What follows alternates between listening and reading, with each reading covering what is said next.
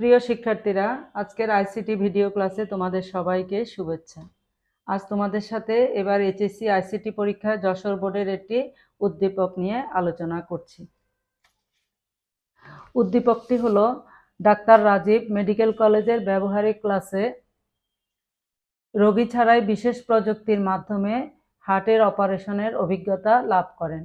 তিনি long tennis খেলতে গিয়ে লক্ষ্য করলেন অন্যান্য বলের তুলনায় এ বলের স্থায়িত্ব অনেক বেশি। উদ্দীপকটির সঙ্গে প্রশ্ন: ক, ক্রায়োপ্রোব কি? খ, ঝুঁকিপূর্ণ কাজে যন্ত্রের সাহায্যে করা সম্ভব, বুঝিয়ে লিখো। গ, উদ্দীপকে বলটি তৈরির প্রযুক্তিটি ব্যাখ্যা করো। ঘ, ব্যবহারিক ক্লাসে ব্যবহৃত প্রযুক্তিটি দক্ষ জনবল তৈরিতে কোনো ভূমিকা রাখবে কি? বিশ্লেষণপূর্বক মতামত দাও। আচ্ছা, প্রথম প্রশ্নটি দেখো, ক্রায়োপ্রোব কি? এটির উত্তরটি, এটি জ্ঞানমূলক প্রশ্ন তোমাদের। ক্রায়োপ্রোব হচ্ছে ক্রায়োসার্জারিতে ব্যবহৃত এক ধরনের মেডিকেল ডিভাইস, যা সূচের মতো যন্ত্র। এর সাহায্যে ত্বকের চিকিৎসা সহ নানা ক্রায়োসার্জারি ট্রিটমেন্ট করা হয়। এর সাহায্যে আক্রান্ত স্থানে তরল nitrogen, argon, oxygen, carbon die oxide ইত্যাদি প্রয়োগ করা হয়। ক্রায়োপ্রোব টিউমারকে নিয়ন্ত্রণ করে এবং জমাটবদ্ধ কোষ নিরীক্ষণ করে, যাতে চারপাশের সূক্ষ্ম টিস্যুগুলোর ক্ষতি না হয়।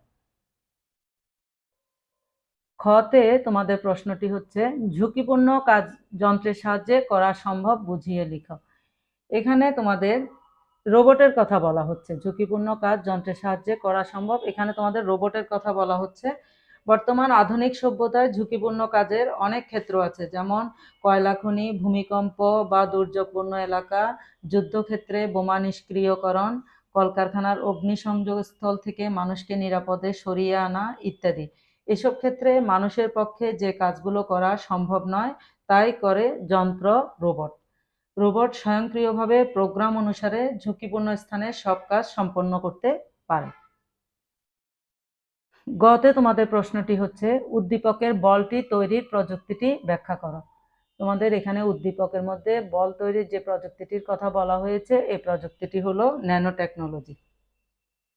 উদ্দীপকে টেনিস বল তৈরির প্রযুক্তিটি হলো ন্যানো টেকনোলজি। বিজ্ঞান ও প্রযুক্তি ব্যবহার করে 1 থেকে 100 ন্যানোমিটার আকৃতির কোনো কিছু তৈরি করা এবং ব্যবহার করার প্রযুক্তি হলো ন্যানো টেকনোলজি। ন্যানো প্রযুক্তিতে ক্ষুদ্র থেকে বৃহৎ পদ্ধতিতে ক্ষুদ্রাতি ক্ষুদ্র আণবিক উপাদান থেকে শুরু করে ধীরে ধীরে বড় কোনো জিনিস তৈরি করা যায়। অন্যদিকে বৃহৎ থেকে ক্ষুদ্র পদ্ধতিতে একটু বড় আকৃতির কিছু থেকে শুরু করে তাকে ভেঙে ভেঙে ছোট করতে করতে ক্ষুদ্রাতি ক্ষুদ্র আকৃতিতে পরিণত করা হয়। এর মাধ্যমে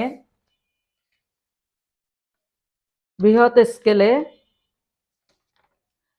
স্কেলে পণ্য উৎপাদন সম্ভব হচ্ছে এবং উৎপাদিত পণ্য আকারে সূক্ষ্ম ও ছোট হলেও অত্যন্ত মজবুত। তোমরা এর সাথে তোমাদের আরো কিছু বর্ণনা করতে চাইলে আরো কিছু লিখতে পারো, কিন্তু এতটুকু লিখলেও চলবে। ঘতে তোমাদের প্রশ্নটি হচ্ছে, ব্যবহারিক ক্লাসে ব্যবহৃত প্রযুক্তিটি দক্ষ জনবল তৈরিতে কোনো ভূমিকা রাখবে কি? বিশ্লেষণপূর্বক মতামত দাও। উদ্দীপকে ব্যবহারিক ক্লাসে ব্যবহৃত প্রযুক্তিটি হলো ভার্চুয়াল রিয়েলিটি। যে কোনো কাজে সফলতার জন্য দক্ষতা খুবই গুরুত্বপূর্ণ। দক্ষতা অর্জনের জন্য প্রয়োজন সঠিক প্রশিক্ষণ। ভার্চুয়াল রিয়েলিটি বিভিন্ন পেশাগত ক্ষেত্রে দক্ষতা অর্জনের জন্য পেশাজীবীদের বাস্তবসম্মত ও নিরাপদ প্রশিক্ষণে ব্যাপকভাবে ব্যবহৃত হয়ে থাকে। চিকিৎসা, গাড়ি চালানো, বিমান চালানো, সামরিক বা যুদ্ধ প্রশিক্ষণের ক্ষেত্রগুলোতে বিভিন্নভাবে শারীরিক কিংবা রিসোর্সগত যে ক্ষতির সম্ভাবনা থাকে, সেগুলো সহজে ভার্চুয়াল রিয়েলিটি ব্যবহার করে প্রশিক্ষণ নেওয়ার মাধ্যমে নিজেকে দক্ষ করে তোলা সম্ভব।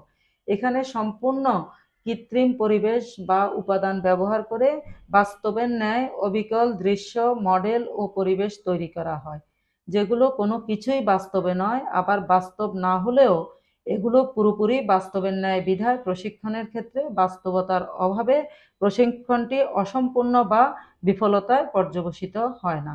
আর এই ধরনের প্রশিক্ষণের মাধ্যমে দক্ষতা নিশ্চিত করা সম্ভব হয়। সুতরাং সঠিক প্রশিক্ষণের মাধ্যমে দক্ষ জনবল তৈরিতে ভার্চুয়াল রিয়েলিটি গুরুত্বপূর্ণ ভূমিকা রাখতে পারে। শিক্ষার্থীরা, আজকে তোমাদেরকে যশোর বোর্ড 2023-এর এই উদ্দীপকটি নিয়ে আলোচনা করলাম। আগামী ক্লাসে তোমাদের সঙ্গে আরও একটি উদ্দীপক নিয়ে আলোচনা করব, ইনশাল্লাহ। দেখা হবে।